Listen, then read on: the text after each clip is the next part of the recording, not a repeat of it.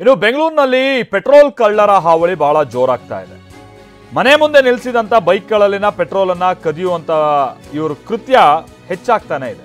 ದಾಸರಳ್ಳಿಯಲ್ಲಿ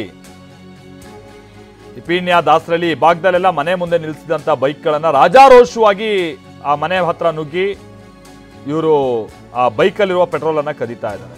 ಮನೆ ಮುಂದೆ ನಿಲ್ಲಿಸಿದಂತ ಅಂದ್ರೆ ಮನೆ ಮುಂದೆ ಇಟ್ಟಿರುವಂತ ಚೇರ್ಗಳನ್ನ ಕೂಡ ಕದೀತಾ ಇದ್ದಾರಂತೆ. ರಘು ಹಾಗೆ ಸುಜಾತ ಅನ್ನೋರ ಮನೆಯಲ್ಲಿ ಚೇರ್ ಕಳ್ಳತನ ಮಾಡಿದ್ದಾರೆ. ಸಿಸಿ ಕ್ಯಾಮೆರಾದಲ್ಲಿ ಈ ಕದಿಮರ ಕೈಚಳಕ ಸೆರೆಯಾಗ್ತಾ ಇದೆ.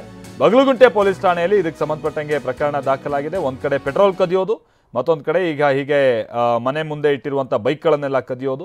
ಈ ಪೀಣ್ಯ ದಾಸರಳ್ಳಿ ಈ ಭಾಗದಲ್ಲೆಲ್ಲ ಇಂಥ ಕೃತ್ಯಗಳು ಬಹಳ ಹೆಚ್ಚಾಗ್ತಾ ಇವೆ. ಅದು ಮೇಲಿನ ಮೇಲೆ ಅದು ವರದಿ ಆಗ್ತಾನೆ ಇದೆ. ಬಗಲಗುಂಟೆ ಭಾಗದಲ್ಲೆಲ್ಲ ಏನು ಪೊಲೀಸರು ಏನು ಮಾಡ್ತಿದ್ದಾರೆ, ಅವ್ರು ಕಂಡ್ರೆ ಯಾವ ಕಳ್ಳರಿಗೂ ಭಯ ಇದ್ದಂಗಂತೂ ಇಲ್ಲ. ಈ ಪೊಲೀಸರು ಏನು ಮಾಡ್ತಾ ಇದ್ದಾರೆ ಅನ್ನುವಂಥದ್ದು ಸಹಜವಾಗಿ ಆ ಭಾಗದ ಜನ ಕೇಳ್ತಾ ಇರುವಂಥ ಪ್ರಶ್ನೆ ಇದು. ಸರಿಯಾಗಿ ಬೀಟ್ ಕೂಡ ಬರಲ್ಲ ರಾತ್ರಿ ಅನ್ನುವಂಥದ್ದು ಕೂಡ ಆರೋಪ. ಸುಮ್ಮನೆ ಎಲ್ಲೋ ಒಂದು ಕಡೆ ವೆಹಿಕಲ್ ಹಾಕೊಂಡು ಕೂತಿರ್ತಾರೆ. ಅವ್ರ ಪಾಡಿಗೆ ಅವ್ರು ರಾತ್ರಿ 12 ಗಂಟೆ 1 ಗಂಟೆ ಅಷ್ಟೊತ್ತಿಗೆ ವೆಹಿಕಲ್ ಹಾಕೊಂಡು ಕೂತ್ರೆ ಬೆಳಗ್ಗೆ 3 ಗಂಟೆ 4 ಗಂಟೆಗೆ ಎದ್ದೋಗ್ತಾರೆ ಅಂತ ಸಾರ್ವಜನಿಕರು ಕೆಲವರು ಮಾಡ್ತಾ ಇದ್ದಂಥ ಆರೋಪವನ್ನು ನಾವು ಕೇಳ್ತಾ ಇದ್ವಿ.